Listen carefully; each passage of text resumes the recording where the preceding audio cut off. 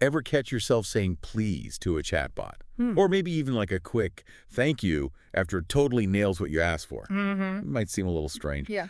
But this whole thing about, like, AI etiquette, it's causing a bit of a stir these days. It's true. You know, you sent us this super interesting article from the Wall Street Journal about it. So let's unpack this whole thing. What do you think? Yeah, it's interesting how this like seemingly trivial question Right. just opens up this Pandora's box of like Totally. ethical and practical considerations for how we interact with technology in a way that we never have before. Yeah. And the Wall Street Journal article, they really dive right into this whole debate. You know, they're highlighting how people are reacting in such different ways. I mean, we've got some people who are treating AI like it's their, like, you know, valued colleague, their work BFF. And then others are like, hey, it's a tool. Get over it. Right, and this difference in approach is like it's not just anecdotal. Like they actually talk about this couple, Vikas and Rihi, and he is all about the pleases and thank yous when he's interacting with ChatGPT. Even thanked it profusely when it helped him fix a coding bug. Oh, wow. Yeah. And his wife's like, what are you doing? Well, yeah, Rihi, his wife, is like treating it like a toaster. Yeah. Just another appliance in their tech-filled lives. Makes you wonder who's onto something here, you know? Right. Like, is there something to be said for being polite to your AI? Right. Exactly. Or is it just a waste of time? Yeah. And it might surprise you to learn that there could be some measurable benefits to Vikas's more polite approach. But we'll get into why that might be a little bit later. But first, I kind of want to throw it back to you. Like, where do you fall on this politeness spectrum? Are you team Vikas? Are ever throwing out the pleases and thank yous? Or are you with Riddhi? Like, it's a tool, I'm gonna use it. Yeah. Thanks for the information, bye. Right, exactly. You know, it's funny, right? We might think, oh, we're just being polite. Right. You know, saying please and thank you to our devices. But there's actually a growing body of research suggesting that it might actually be impacting the AI's performance. Okay, now this is where it gets really interesting for me. Yeah. So you're saying that being nice to our AI could actually make it work better. That's exactly what I'm saying. Wow. Like the Wall Street Journal article, they highlight this study out of Japan where researchers tested how ChatGPT responded to different prompts, and get this, they found that rude or demanding prompts often resulted in less accurate, even biased responses. So you're telling me if I'm rude to ChatGPT, It might be rude back. it's going to give me bad information. It might give you, it might not give you as good of information. It might be a little bit biased. That's wild. It's true. It all comes back to the data. Okay. These AI models, they're trained on these massive data sets of human language. Right. And so if those data sets are full of us being snarky, sarcastic, rude, like the AI might start to interpret those patterns as the correct way to respond. Right, and I can see that like bleeding over. Yeah. It's like it's normalizing that kind of behavior. Exactly. Wow. Yeah. So it's not just this Japanese study though, right? I feel like the article mentioned something about what's the company Microsoft. Yes. What's their take on all this? So Microsoft, they're obviously, very heavily invested in AI. They've been doing a lot of research in this area. And their chief scientist, James E. Teven, was quoted in the article really emphasizing how AI is built to kind of mirror human interaction. Oh, okay. So it's like if we're constantly rude or dismissive to AI, it might start pushing back, just like a human would. Precisely. Oh, wow. And the really fascinating part is it's not necessarily always a conscious decision, right? Like the AI isn't necessarily choosing to be rude back to you. Right. But it's just reflecting those patterns that it's learned from the data it was trained on. Wow. That is so interesting. So, I mean, is there any way to know for sure, though, if it's like intentionally being difficult or if it's just like a It's hard to say. Fatal accident.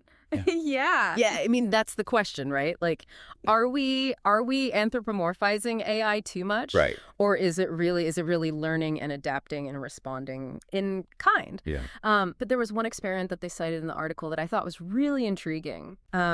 Researchers found that offering ChatGPT a hypothetical tip, like literally saying, if I could, I'd give you a big tip for this, actually resulted in in longer, more detailed responses. You're kidding. So they were like dangling a digital carrot in front of this chatbot. Exactly.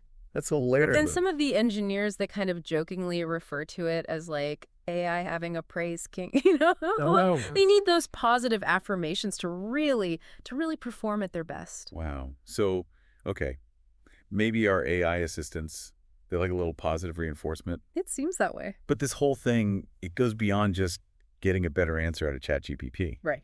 Right. I mean, there's like a bigger picture here about how we're treating AI in general. Absolutely. I mean, if we accept this premise that being polite to AI might actually make it work better, it starts to raise these really interesting questions about the future of, well, everything, right? Yeah. What happens when AI is integrated into more aspects of our lives, our homes, our workplaces, even our relationships?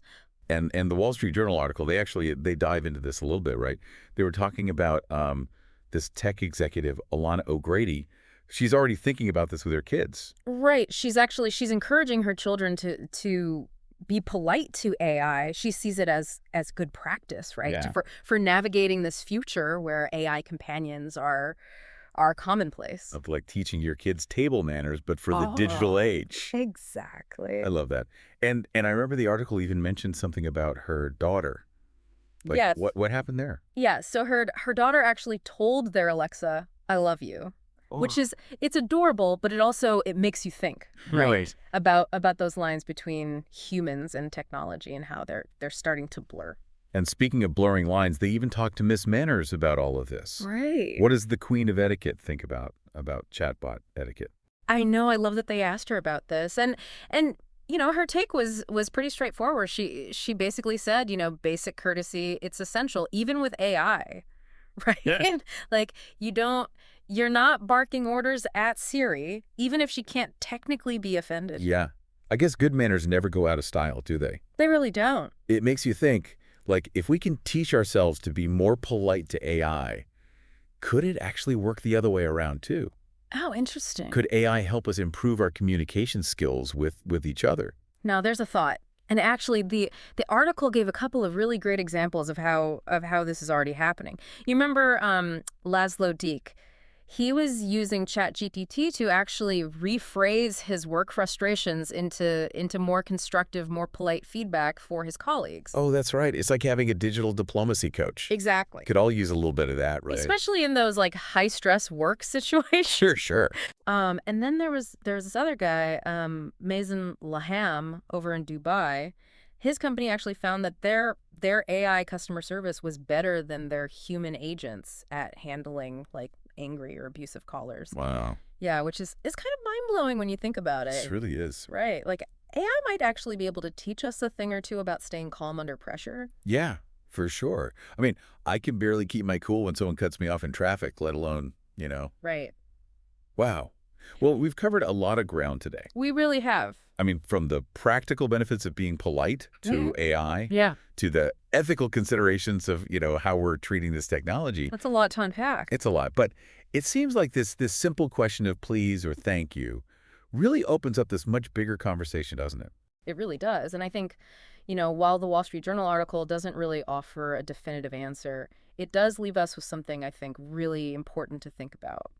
Maybe how we treat AI, even if we don't see it as this, sentient being, says more about us than it does about the technology itself. It's a reflection of our own values, our own habits, Really. and maybe even our own hopes and fears about the future. Right, exactly.